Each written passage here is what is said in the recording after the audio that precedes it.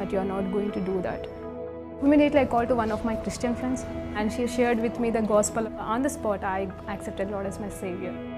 The next moment I felt free from the burdens and all kind of thoughts and everything left me. Price lord అండి. దేవునికి మహిమ కలుగును గాక. ప్రార్థన చేసుకుందాం. పరిశుద్ధ గొప్ప దేవా, నీకు స్తోత్రం, స్తుతి, మహిమ, ఘనత, ప్రభావం చెల్లించుకుంటున్నాం నైనా.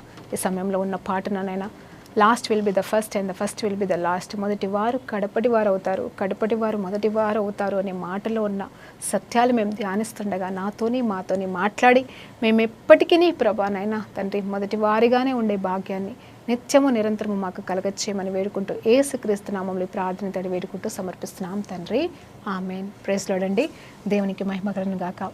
అయితే దేవాదేవుడు మనకి ఇస్తున్న అంశం ఏంటంటే last will be the first and first will be the last అని దేవాది దేవుడు పలికిన మాట అండి. మత్తయి సువార్త 19వ అధ్యాయం 31వ వచనంలో ఉన్న మాట ఏంటంటే 31వ వచనం ఏమని ఉందంటే చదువుతున్నానండి మీకోసం. 30వ వచనం అండి. మొదటివాడు అనేకులు కడపటి వారవుదురు, కడపటి వారు మొదటి వారవుదురు అని చెప్పేసి ఉందండి. అయితే ఇది ఏ సందర్భం ఏంటి అనేది చూస్తూ మనం చదివినప్పుడు ధ్యానించినప్పుడు అక్కడ ద్రాక్ష తోట గురించిన మాటలు. యాక్చువల్గా ఇది చివరి వచనము. మత్తయి సువార్త 19వ అధ్యాయంలో చివరి వచనం అండి. అయితే కారణం ఏంటి, ఎక్స్ప్లెనేషన్ అనేది 20వ అధ్యాయంలో ఇచ్చాడండి యేసుప్రభు వారు. అయితే ఏముంది అక్కడ అంటే ద్రాక్ష తోటలో పనివారు. హల్లెలూయా. ద్రాక్ష తోటలో పనివారి గురించి రాయబడింది. ఆ పనివారికి ఇచ్చిన జీతం గురించి, యజమానుడి గురించి, ఆ యజమానుడు ఎలా వాళ్ళని పనిలోనికి తీసుకొచ్చుకున్నాడు, ఎలా వాళ్ళకి జీతం ఇచ్చాడు అని చెప్పేసి క్లియర్గా మరి ప్రభువారు ఎక్స్ప్లెయిన్ చేస్తున్నారు. అంటే ఏం చెప్తున్నాడంటే పరలోక రాజ్యం ఈ రీతిగా ఉందని చెప్తున్నాడు. అలాగే మొదటివారు కడపటి వారు అవుతారు, కడపటి వారు మొదటి వారు అవుతారు అని చెప్పేసి క్రైస్తవుల గురించి, ఆయన బిడ్డలమైన మన గురించి మాట్లాడుతూ ఉన్నాడు. అయితే నాకు ఇది మొదట్లో అసలు అర్థమయ్యేది కాదండి. అసలు అర్థమే అంటే మనకి ఏదైనా సరే ఒక వాక్యం దేవుడు చెప్పాడంటే ఖచ్చితంగా అర్థం కావాలి. మనుషులు చెప్పింది అర్థమైనా అర్థం కాకపోయినా దేవుడు ఏదైనా మనకి చెప్తే ఖచ్చితంగా అది మనకు అర్థం అవ్వాలి కదండి. అప్పుడు మనం దేవుడిని అడుగుతూ ఉంటాం.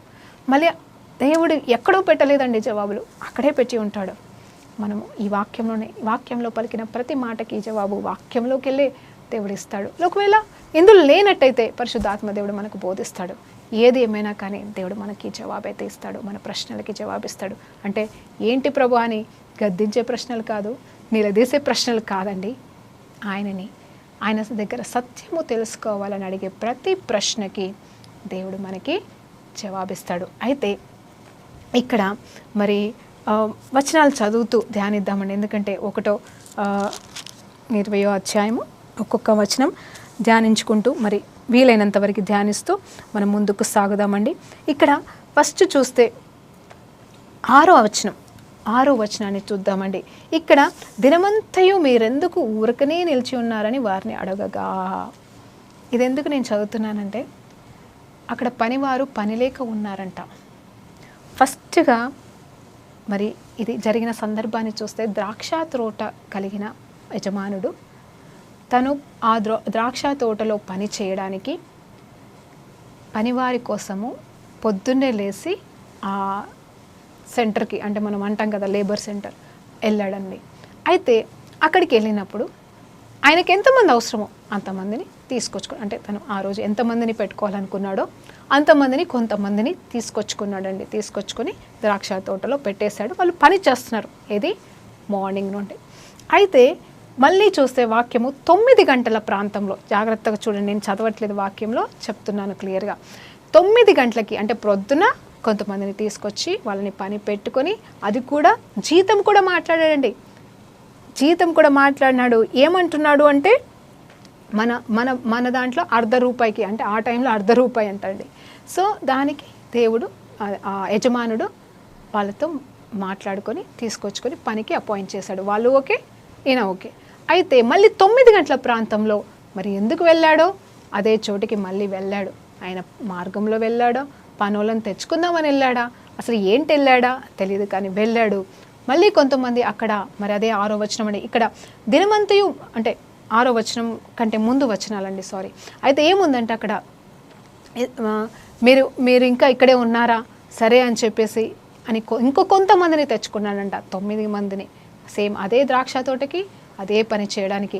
నాకు వీలైనంతగా మీకు ఇస్తాను అని చెప్పేసి, జీతం ఎంత ఇస్తాను, నాకు ఎంత మంచిగా అనిపిస్తే అంత ఇస్తానని చెప్తాడు. ఇంత అని చెప్పడండి, ఇంత అని చెప్పడు. మొదటి వారికి మాత్రం ₹1/2 ఇస్తానంటాడు, రెండో వాళ్ళకి చెప్పడు. మళ్ళీ కాసేపైన తర్వాత 12 గంటలకి మళ్ళీ వెళితే మళ్ళీ అక్కడ చాలామంది ఉండడం చూసి అందులోకి వెళ్ళి మళ్ళీ కొంతమందిని తీసుకొచ్చుకొని మళ్ళీ పనిలో పెట్టాడు. మూడో గుంపు కూడా వచ్చిందండి. మళ్ళీ 3 గంటలకి 4వ గుంపు మళ్ళీ కొంతమందిని తీసుకొచ్చి మరి అక్కడ పెట్టాడు. సో వీళ్ళందరితో కూడా ఇంత ఇస్తాను అంత ఇస్తానని చెప్పట్లేదు, కానీ నాకు తోచినంత ఇస్తాను, మరి వచ్చి పని చేసుకోండి అంటున్నాడు. అయితే 5 గంటలకు కూడా సాయంత్రం, అంటే పొద్దునుండి మొదలు పెడితే ఇప్పటికీ 5 బ్యాచ్లాగా, ఇప్పుడు 5వ బ్యాచ్ ఎలా అంటే 5 గంటలకు వెళ్ళి చూస్తే కూడా మరి అక్కడే వాళ్ళు ఎదురు చూస్తూ ఉన్నారంట. వాళ్ళ దగ్గరికి వెళ్ళి ఏమంటున్నాడు తెలుసా అండి, ఇదిగో ఇక్కడ దినమంతయు మీరెందుకు ఊరికనే నిలిచి ఉన్నారని వారిని అడగగా, చూడండి వారిని అడగగా 6వ వచనంలో వాళ్ళు ఏమన్నారు తెలుసా అండి, వాళ్ళు ఎంత మంచిగా చూడండి, దాదాపు 5 గంటలకు వెళ్ళి మరి కొందరు నిలిచి ఉండగా చూసి ఇక్కడ దినమంతయు మీరెందుకు ఊరికనే నిలిచి ఉన్నారని వారిని అడగగా వారు ఎవడునూ మమ్ములను కూలీకి పెట్టుకొనలేదని అనగా వారు, చూడండి, అందుకతడు మీరును నా ద్రాక్ష తోటలోనికి వెళ్ళుడనెను. చూడండి, మీరు కూడాను, అంటే ఫస్ట్ టైం వెళ్ళినప్పుడు కూడా వాళ్ళు అక్కడే ఉన్నారటండి, సెకండ్ టైం వెళ్ళినప్పుడు కూడా ఉండొచ్చు. అట్లా ఎందుకు అన్నిసార్లు వెళ్ళాడు అంటే నన్ను అడక్కండి. అన్నిసార్లు వెళ్ళినప్పుడు కొద్ది మందిని ఎందుకు తెచ్చుకుంటున్నాడు నన్ను అడక్కండి. కానీ 5వసారి 5 గంటలకి సాయంత్రం కూడా వెళ్ళినప్పుడు కొంతమందిని చూసి మీరు ఇంకా ఎందుకు ఇక్కడే ఉన్నారు అంటే, అయ్యా మమ్మల్ని ఎవరు పనిలోకి పెట్టుకోలేదు, అయితే మీరు కూడా ద్రాక్ష తోటకి వెళ్ళిన, అంటే వాళ్ళు లాస్ట్ అవర్లో వచ్చారటండి. హల్లెలూయా, దేవునికి మహిమ కలుగును గాక. మన టైటిల్ మర్చిపోయారా, మొదటి వారు కడపటి వారు అవుతారు, కడపటి వారు మొదటి వారు అవుతారు అనే మాట గురించి మనం ధ్యానిస్తున్నామండి. దేవునికి మహిమ కలుగును గాక. అయితే ఇప్పుడు 1 గంట సేపు వాళ్ళు పనిచేశారు, దినమంతా అయిపోయింది, సాయంత్రం 6 అయిపోయింది. మరి ఏ రోజుకి జీతం ఆ రోజే ఇవ్వాలని అప్పటి ధర్మశాస్త్రం ప్రకారంగా రూల్ కాబట్టి మరి ఆయన మరి పని ఇస్తున్నాడండి. హల్లెలూయా, ఎవరి జీతం వాళ్ళకి ఇస్తున్నాడు. అప్పుడు లాస్ట్ అవర్లో వచ్చిన ఆ గుంపుకి మరి ఎంత ఇచ్చాడు అంటే, మొదటి వారికి ఎంత ఒప్పుకున్నాడో అంత, అంటే ₹1/2 మరి ఆ లాస్ట్ అవర్లో వచ్చిన వాళ్ళకి ఇచ్చారు. అలా మరి 3 గంటలకు వచ్చిన వాళ్ళకి అదే ఇచ్చాడు, 12 గంటలకు వచ్చిన వాళ్ళకి అదే ఇచ్చాడు, 9 గంటలకు వచ్చిన వాళ్ళకి అదే ఇచ్చాడు. అయితే అలా సేమ్ ఇచ్చుకుంటూ వస్తున్నాడు. కానీ ఫైనల్గా వచ్చేసరికి మొదటిగా వచ్చిన వారు ఏం చేశారు, వాళ్ళు ఏమి ఆశపడ్డారంటే, అక్కడ వచనం ఏం చెప్తుందంటే, దే ఆల్ వెయిటెడ్, అంటే అక్కడ ఏముందంటే ఆ 12వ వచనం 10వ వచనం అండి, మొదటి వారు వచ్చి తమకు ఎక్కువ దొరుకునని. చూడండి, మొదటి వారు వచ్చి అంటే లాస్ట్ వాళ్ళకి వీళ్ళకి ఎంత ఒప్పుకున్నాడు అంతనే ఇస్తున్నాడు కాబట్టి వీళ్ళేం ఆశపడ్డారంటే, మొదటి వారు వచ్చి తమకు ఎక్కువ దొరుకుననుకున్నారు కానీ వారికి ఒక్క దేవారములే చొప్పుననే ఇచ్చాను, అంటే ₹1/2 చొప్పుననే ఇచ్చి ఉన్నాడంట. వెంటనే వాళ్ళు అదేంటయ్యా లాస్ట్ వచ్చిన వాళ్ళకి అంతే ఇచ్చావు, మాకంతే ఇచ్చావు అని చెప్పేసి మరి యజమానిని ప్రశ్నించారటండి. జాగ్రత్తగా వినండి. ఇక్కడ వాళ్ళు ఏం చేశారంటే, వీళ్ళేం చేశారంటే ఆశపడుతున్నారు, అరే ఇంతకుముందు వచ్చిన వాళ్ళకి అంతిస్తే మనకి ఎక్కువ ఇస్తాడులే అని ఆశపడడం తప్పే కాదు, కానీ ఆశపడ్డారు, ఇవ్వలేదు, అడిగినప్పుడు ఏ హృదయంతో అడుగుతున్నారో అది ప్రాముఖ్యమైపోయింది యేసు ప్రభుకి అక్కడ. అంటే ఆ యజమానుడికి ఏంటంటే అక్కడ ఒక మాట అంటున్నాడు ఆయన, వెంటనే ఎందుకు మీరు అట్లా అంటున్నారు, నేనేమి మీకు అన్యాయం చేయలేదే అంటున్నాడండి. నేనేమి మీకు అన్యాయం చేయలేదు కదా, మీకు ఎంత నేను ఇస్తానన్నా అంత ఇచ్చాను కదా, వాళ్ళకి నేను ఎంత ఇస్తే మీకెందుకు అని చెప్పేశాడండి. అంటే ఇక్కడేమోందంటే ఆ యజమానుడు ఈ కూలి వాళ్ళ దగ్గర కోపానికి వచ్చాడు. వీళ్ళు యజమానుని ప్రశ్నించారు. ఆ యజమానిని ప్రశ్నించే అంత హక్కు అధికారం వీళ్ళకి లేదు, కానీ ఇక్కడ ప్రశ్నించారు. అంత మాత్రమే కాదు, ఇక్కడ ఆయనకి కోపం కూడా వచ్చింది. అక్కడ ఆ డిస్కషన్లో ఎక్కడో వ్యత్యాసం ఉందండి. హల్లెలూయా, సంతోషంగా తీసుకొని పోతే ఏ వ్యత్యాసం వచ్చేది కాదు. నా కష్టార్జితం నాకు వచ్చిందిలే, నా జీతం నాకు వచ్చిందని తృప్తి పడితే దేవుడు కూడా ప్రశ్నించేవాడు, అక్కడ ఉన్న ఆ యజమానుడు ప్రశ్నించేవాడు కాదు. కానీ ఆ ప్రశ్ననే వాళ్ళని దేనికి వాళ్ళకి ఒక విషయంలో అర్హత కోల్పోయారు. ఏంటంటే దేవుని దగ్గర నుండి మన్నన విషయంలో అర్హత కోల్పోయారండి. హల్లెలూయా, దేవునికి మహిమ కలుగును గాక. ఇప్పుడు నేనేమంటున్నానంటే ఆ తర్వాత వీళ్ళకి ఎక్కువ ఇచ్చాడు, వాళ్ళకి తక్కువ ఇచ్చాడు, అందరికీ సమానంగా ఇచ్చేశాడు. ఇది మనము పోల్చుకోవచ్చు అనేది చూస్తే అంత్యకాలంలో ఆత్మ అందరి మీద కుమ్మరించబడుతుందండి. జాగ్రత్తగా వినండి. అందరి మీద కుమ్మరించబడుతుంది దేవుని ఆత్మ అనేది. కానీ అందరము ఒకే రకంగా వాడబడతామని ఏమీ లేదు. ఇప్పుడు ఒక ఉదాహరణ చెప్తాను. ఈరోజు నేను 14 సంవత్సరం నుండి దేవుని సేవలో ఉన్నానని చెప్పగలుగుతాను. అంటే దేవుని నమ్ముకున్నాను, దేవుని సేవలో కూడా వాడబడుతున్నాను. సరే, అయితే నా తర్వాత ఇప్పుడు కొంతమంది వచ్చి యవనస్తులు చక్కగా, ఇంకా నాకంటే నేనే యవనస్తురాలంటే నాకంటే చిన్నవాళ్ళు ఇంకా దేవునిలో వాడబడుతూ ఉన్నారు. వాడబడుతూ దేవుని నాకంటే ఎక్కువగా వాడబడుతున్నారండి. అంటే నేను డైరెక్ట్ నా గురించే మాట్లాడడం తప్పు లేదు కాబట్టి మాట్లాడుతున్నాను. ఎంతో సంతోషం అలాంటి వాళ్ళు ఎదిగితే. అలాంటి నాకంటే ఎక్కువగా వాళ్ళు వాడబడితే ఇప్పుడు దేవుడు నన్ను ఒక ప్రశ్న అడుగుతాడు. ప్రశ్న అంటే నా అంతరంగాన్ని ప్రశ్నిస్తాడు దేవుడు. నేను ప్రశ్నించుకుంటాను, ప్రభువా నిన్నగాక మొన్న వచ్చారు, ఇంతగా వాడబడుతున్నారు అని సంతోషిస్తున్నానా? దేవునితో పాటు ఆనందిస్తున్నానా? వీళ్ళు ఇప్పుడు వచ్చి పెద్ద సేవ చేస్తున్నారని కొల్లుకుంటున్నానా? హల్లెలూయా, దేవునికి మహిమ కలుగును గాక. అప్పుడేమవుతుందంటే నా 14 సంవత్సరాలు నా పరిచర్య, ఇప్పుడు వాళ్ళిద్దరు వాదించుకున్నారు చూడండి, యజమానుడు పనివాడు. అదేంటి, నువ్వు 14 ఏళ్ళ నుండి చేస్తున్నావు, నీకు రావాల్సిన జీతం నీకు ఇస్తా, నువ్వు చేసేంతలో నీకు చేస్తున్నాను కదా, నీకేం అన్యాయం చేయట్లేదు కదా, వాళ్ళు వాడబడితే ఏంటి అని నన్ను ప్రశ్నిస్తాడు నా దేవుడు. అప్పుడు నేను భలే నా దాసురాలా అనే పిలుపుకి యోగ్యతని కోల్పోతానండి. అప్పుడు నేను మొదటి దాన్నే వాళ్ళకంటే, కానీ ఏమైపోతాను తెలుసా? కడపటి వారిని అయిపోతాను. కడవరి వర్షము ఉంటుందేమో, నేను వాడబడతాను.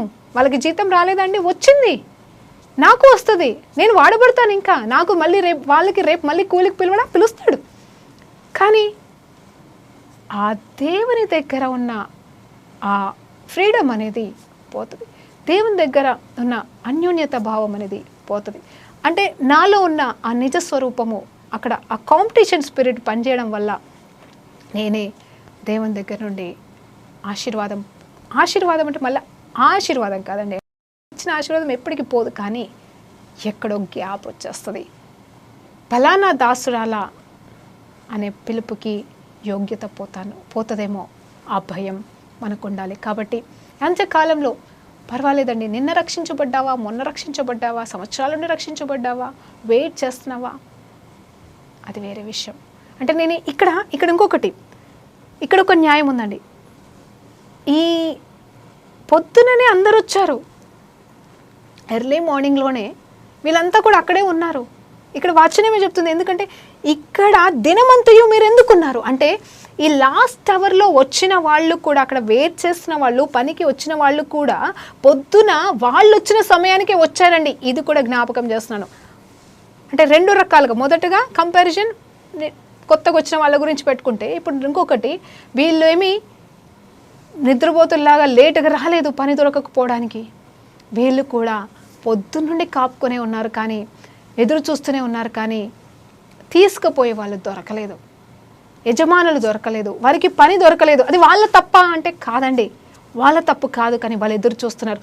వాళ్ళు చేసిన గొప్ప కార్యం ఏంటి తెలుసా? They are waiting for the work. అయ్యో పని దొరకలేదని 12 గంటలకే పోలే, 9 గంటలకే పోలే, లేకపోతే ఆ లాస్ట్ మూమెంట్లో పోలే, లేకపోతే వేసారిపోయి పోలేదు, కానీ 5 గంటల వరకైనా, అంటే ఒక గంట పనిచేసినా మరి 2 మెతుకులైనా పోయేంత డబ్బులైనా దొరుకుతాయని ఆశపడ్డారో నాకు తెలియదు వాళ్ళ గురించి. కానీ అక్కడ దేవాది దేవుడు వాళ్ళ హృదయాన్ని చూస్తున్నాడు. వారు పొద్దున్నుండి ఎదురు చూస్తున్నాడు. అంటే ఇక్కడ యజమానుడు అట్లా పొద్దున్నుండి ఎదురు చూస్తున్నాడు. అలా యథార్థంగా నువ్వు ఎదురు చూస్తే, ఇదిగో ఎన్ని సంవత్సరాల నుండి దేవుని చేత మరి ట్రైనింగ్ పొందబడుతూ, మరి విరగొట్టబడుతూ ఆయన ప్రణాళికలో ఎదుగుతున్నావేమో, ఇంకా నీ సమయం రాలేదేమో అని ఎదురు చూస్తున్నావేమో, ఇంకా దేవుడు నన్ను వాడుకోడా, ఇంకా నా బ్రతికింతేనా, నన్ను పిలిచాడా దేవుడు లేదా అని చెప్పేసి ఆయన పని విషయంలోనే కావచ్చు, లేకపోతే వేరే విషయాలు కావచ్చు, నీ వివాహం విషయంలోనే కావచ్చు, లేకపోతే నువ్వు ఏ పరిస్థితిలో ఎదురు చూస్తూ ఆశీర్వాదం రాకుండా ఎదురు చూస్తున్నావా, నువ్వు ఎదురు చూడడం మాత్రం మానకు.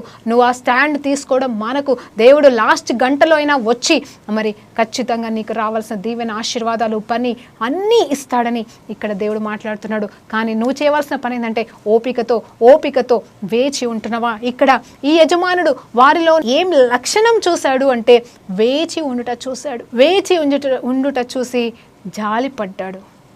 జాలిపడడం మాత్రమే కాదు, పనికి తీసుకోవడం మాత్రమే కాదు, వాళ్ళు పొద్దున్నుండి నిలబడిన దానికి జీతం చెల్లించాడు. హల్లెలూయా, దేవునికి మహిమ కలుగును గాక.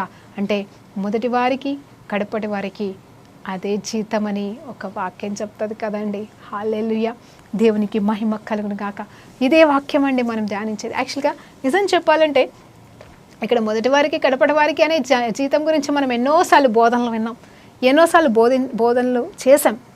కానీ ఇక్కడ నేను మొదటి వారు కడపటి వారు అవుతారు, కడపటి వారు మొదటి వారు అవుతారు అనే దాని గురించి ఇక్కడ ప్రభువు ఏం చెప్పాలనుకున్నాడు అనేది నేను చూశానండి. నిజమే, మొదటి వారికి అదే జీతం ఇచ్చిన దేవాది దేవుడు కడపటి వారికి అదే జీతం ఇస్తాడు. సో నేను 14 సంవత్సరాల నుండి ఉన్నా, నిన్నగాక మొన్న దేవుళ్ళలోకి వచ్చిన 30-40 సంవత్సరాల నుండి మీరు ప్రయాసపడుతున్నా దేవుడు మనందరికీ సమానమైన జీతం ఇస్తాడు. ఎవరిని తక్కువ చేయడు, ఎవరిని ఎక్కువ చేయడు. ఆయన మనకప్ప చెప్పిన బాధ్యత అంతే. నాకప్ప చెప్పింది మీకప్ప చెప్పడు, మీకప్ప చెప్పింది నాకప్ప చెప్పడు కదండి. నేనున్న చోట మీరుండరు, మీరున్న చోట నేనుండరు. నాకు ఇచ్చిన పరిధిలో నేను నమ్మకంగా ఉంటే ఆయనకి నేను బలాదాసరాలని. ఒకవేళ మీకు ఇచ్చిన దాంట్లో మీకు ఇచ్చిన సమయంలో మీరు నమ్మకంగా ఉంటే మీరు ఆయనకి బలాదాసుడివి. హల్లెలూయా, దేవునికి మహిమ కలుగును గాక. ఆయన నోటి నుండి వచ్చే ఆ మాట కోసమే కదండి ఈ ప్రయాసాలంతా కూడా. ఆయన నోటి నుండి వచ్చే ఆ మాట కోసమే కదండి ఇవన్నీ కూడా మనం చేస్తున్నాం.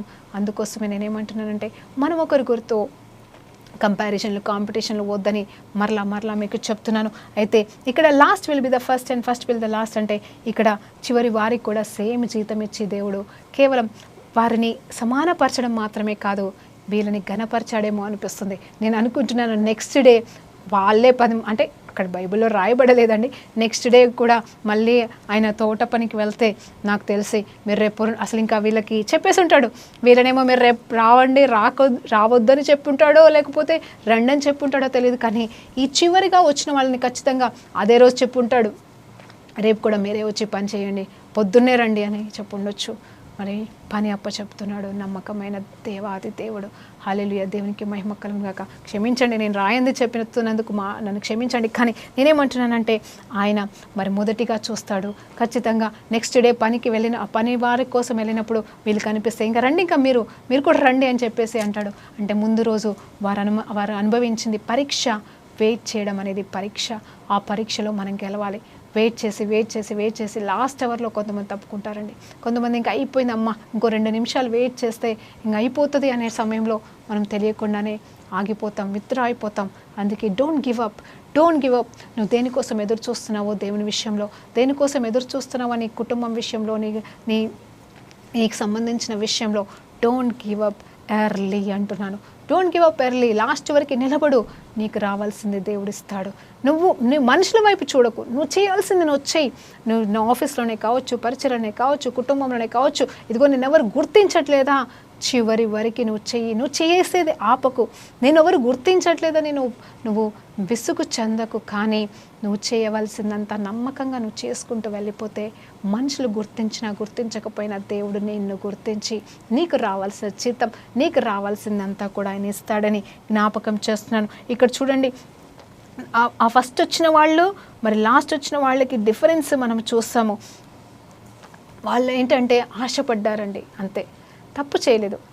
ఆశపడ్డవారు ఎదురు చూసి ఇవ్వకపోతే గమ్మున వెళ్ళిపోవాల్సింది, కానీ ప్రశ్నించారు. అది మనం చేయకూడదని మరలా ఈరోజు మీకు జ్ఞాపకం చేస్తున్నాను. ఒకసారి మరి మత్తయి సువార్త 22వ అధ్యాయం అండి, 22వ అధ్యాయం 14వ వచనాన్ని ఒక్కసారి చదువుదామా. 22వ అధ్యాయం 14వ వచనం. ఇందులో ఏముంటుందంటే, ఇదిగో కాగా పిలువబడిన వారు అనేకులు, ఏర్పాటు చేయబడిన వారు కొందరే అని చెప్పాను. చూడండి, దేవుడు ఎంత చక్కటి మాట చెప్తా ఉంటాడండి. మొదటి వారు కడపటి వారు అవుతారంట, కడపటి వారు మొదటి వారు అవుతారంట. మరి మొదటి వారికి అదే జీతం, లాస్ట్ వారికి అదే జీతం అంటాడు.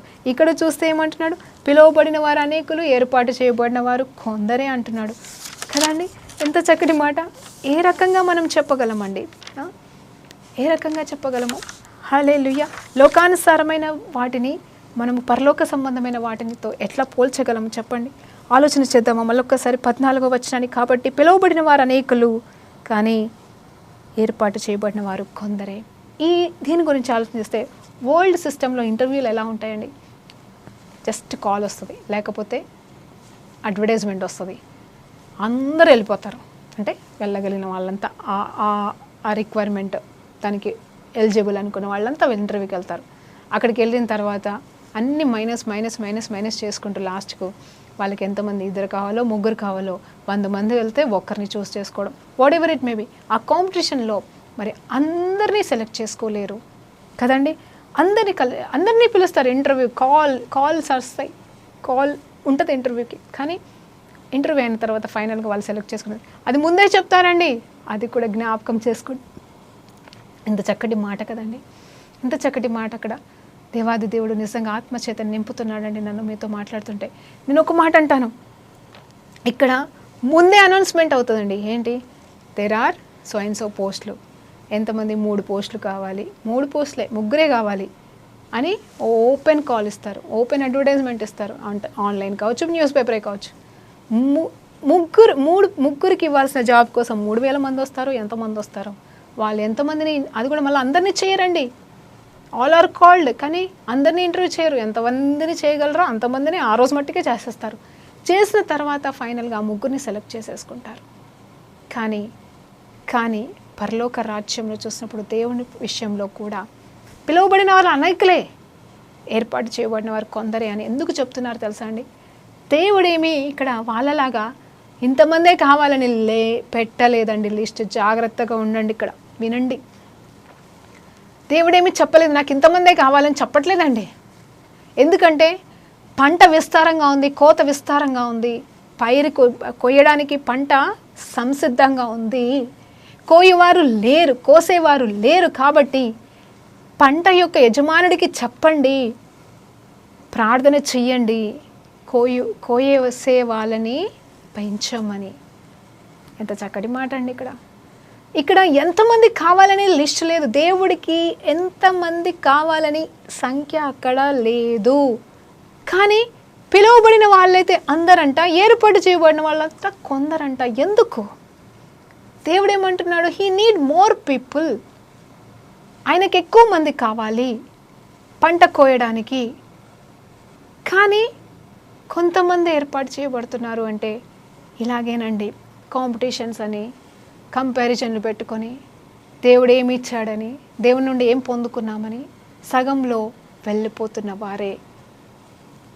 అంతేకాని పిలిచిన వాళ్ళందరినీ ఏర్పాటు చేయడానికే దేవుడు పిలుస్తున్నాడు. కానీ వారు ఆ ప్రాసెస్లో కానీ ఆగిపోయి, లేకపోతే అర్హతను కోల్పోయి, దేవుని దగ్గర యోగ్యతని కోల్పోయి, దేవుని దగ్గర అంటే బంధం కోల్పోయి దేవుణ్ణే ప్రశ్నించి పిలువబడిన లిస్టులో ఉన్న వీరు ఏర్పాటు చేయబడిన లిస్టులో ఉండలేకపోతున్నారు. అందరూ పాపం వల్లనే కాదు, పాపంలో పడిపోయి కొందరు, దేవుని దూషించి కొందరు, పక్క వాళ్ళతో పోట్లాడి కొందరు ఏదో ఒక రకంగా ఏర్పాటు చేయబడేసే గుంపులోకి వెళ్ళి తొలగిపోతున్నారు. అందుకోసమే దేవుడు అడుగుతూనే ఉన్నాడు, నీడెడ్. ఎవరు వెళ్తారు? దేవుడికి మొదటి వారు కావాలండి, లాస్ట్ వారు కావాలి. ఇక్కడ ఈ ద్రాక్ష తోట ఎన్ని ఎకరాలు ఉందో, ఎన్ని రోజులలో ఆ పని అయిపోతుందో. కానీ ఇప్పుడు ఈ లోకంలో ఉన్న పంట కోయడానికి మాత్రం మనం చాలామందిమే కావాలి. ప్రతి ఒక్కరు కావాలండి. నువ్వు 4 గోడల మధ్యలో కూర్చొని లేవలేని స్థితిలో ఉండి నేనేం చేయగలను ప్రభు అని ఏడుస్తున్నావా? దేవుడేం చెప్తున్నాడు తెలుసా? నువ్వు వెళ్ళలేని చోటికి, నువ్వు మాట్లాడలేని చోటికి, నీ స్వరం వినలేని చోటికి నీ ప్రార్థన వెళ్తుంది. నువ్వు ప్రార్థన చెయ్యి. యేసు ప్రభుతో పాటుగా తండ్రికి చెయ్యి. ఏమని? అయ్యా, కోసేవారిని లేపయ్యా, పంట కోయాలయ్యా. అవునండి, సువార్త ప్రకటింపు జరుగుతుంది, కానీ సువార్త కోణాలు చాలా డిఫరెంట్గా అయిపోయినాయి. ఏది సువార్తో ఏది దేవుని వార్తో తెలియట్లేదు. అన్ని సువార్తలేనండి, అంత మహానే ఉంటుంది, కానీ దేవుని నుండి వచ్చిన అసలు సువార్త ఏదో తెలియట్లేదు. కాబట్టి దేవుని నామంలో కోరుకుంటున్నాను ఏంటంటే, అందరూ పిలువబడిన వారమే, అందరము కూడా ఏర్పాటు చేయబడిన లిస్టులో ఉండాలి అంటే అందరము దేవుని చేత సమానమైన జీతం పొందుకోవాలని కోరుకుందామండి. ఇంకొక మాట చెప్తాను. దేవుడు ఎప్పుడు ఒక మాట అంటాడు శిష్యులతో, మీరు అద్భుతాలు సూచక్రియలు చేశారని, మీకు దయ్యాలు లోబడుతున్నాయని, హల్లెలూయా, మీరు సంతోషించకండి, కానీ మీ నామము పరలోకంలో రాయబడి ఉన్నదని సంతోషించండి అంటాడు. నిజమే కదా, మన నామము పరలోకంలో ఉంటేనే సంతోషమైతే మన ద్వారా వేరే వాళ్ళ పేర్లు పరలోకానికి వెళ్తే అది ఎంత సంతోషకరం, ఎంత ధన్యత అండి. హల్లెలూయా, దేవునికి మహిమ కలుగునుగాక. ఈ రీతిగా మన జీవితంలో మనం ఇతరులకి దీవెనకరంగా ఎట్లా ఉండాలి, ఏ రీతిగా ఉండాలి అనేది మనం నేర్చుకుంటా ఉన్నాము. ప్రతిరోజు ఏదో ఒక అంశంతో మనం దేవుని సన్నిధిలో గోజాడుతున్నాం. ఏదో ఒక కొత్త విషయాలు మనం నేర్చుకున్న వాటిని విడిచిపెట్టడానికి కాదు, ఎంతోమంది వాక్యాలు విని మనం విడిచిపెట్టడానికి కాదు, నా మట్టుకు నేను పొందుకొని నేను దీవించబడితే చాలనడానికి కాదు. కానీ ఇదిగో నువ్వు అలా అనుకుంటే, నీ మట్టుకు అనుకుంటే యు ఆర్ కాల్డ్, అంతే, యు ఆర్ కాల్డ్, కానీ యు ఆర్ నాట్ చోజన్. దేవుని చేత ఏర్పాటు చేయబడిన గుంపులో ఉండాలి అంటే దేవునికి అప్పచెప్పుకో, దేవుణ్ణి వాడుకో ప్రభువా అని అడుగు. ఇక్కడ మరి దేవాది దేవుడు మనల్ని ఆ రీతిగా వాడుకోవడానికి ఇష్టపడుతున్నాడు. మరి ఫస్ట్ మళ్ళీ చెప్తున్నాను, మొదటి వారికి లాస్ట్ వారికి ఉన్న తేడా. ఈ 3 వచనాలు మనం జ్ఞాపకం చేసుకుందామండి. మళ్ళొకసారి చూడండి, అక్కడే ఉన్నాయి మూడు వచనాలు. అవి యేసు ప్రభు వారు తన శిష్యులతో మాట్లాడుతున్న మాటలే. మొదటి వారు కడుపటి వారు అవుతారు, కడుపటి వారు మొదటి వారు అవుతారు. చూసాం కదా, మొదటి వారికి అదే జీతం, కడుపటి వారికి అదే జీతం. కాబట్టి నువ్వెక్కడో ఉన్నావని బాధపడకు, నీకు పని దొరకలేదని బాధపడకు, నీకు పని ఇస్తాడు దేవుడు. నీ నమ్మకత్వాన్ని చూస్తాడు, వేచి ఉండు. అలాగే నువ్వు వేరే వాళ్ళని బట్టి అసూయపడాల్సిన అవసరం లేదు. అలాగే ఇంకొకటి ఏంటంటే, పిలువబడిన వారు అనేకులు, ఏర్పాటు చేయబడిన వారు కొందరే. ఇక్కడ చూస్తే వీళ్ళు ఆ యజమానిని ప్రశ్నించిన వాళ్ళు నిజంగా ఏర్పాటు చేయబడి గుంపులో ఉంటారంటావా? ఏమో, నాకు డౌటేనండి. కాబట్టి మనం అలా ఉండకూడదని దేవుని పేరిట మరొక్కసారి మీకు జ్ఞాపకం చేస్తున్నాను. దేవునికి మహిమ కలుగును గాక. మరి ఈ రకంగా చూసుకుంటూ వెళ్తే ఒకసారి 12 మంది శిష్యుల గురించి ఒకసారి ఆలోచన చేద్దామండి. ఎవరో ఎందుకు 12 మంది శిష్యులు ఉన్నారు. ఆండ్రూ, పేతురు, యోహాను, యాకోబు, యూదా ఇస్కరియోతు, మరి ఇంకా కొంతమంది ఉన్నారండి, క్షమించండి. వీళ్ళందరినీ మనము చూస్తే అందరూ సేమ్ పరిచర్య చేయలేదు, అందరూ అపోస్తులే. కానీ దేవుడు ఏం చెప్పాడు, వాళ్ళు చేసిన పరిచర్య ఎంత అనేది చూడలేదు, కానీ వాళ్ళు శిష్యులు కాబట్టి అందరూ కూడా మరి సమానమైన మరి సింహాసనాల పైన కూర్చొని మరి 12 గోత్రాలని పరలోకం నుండి ఏలుతున్నట్టుగా మనకి తెలుసు.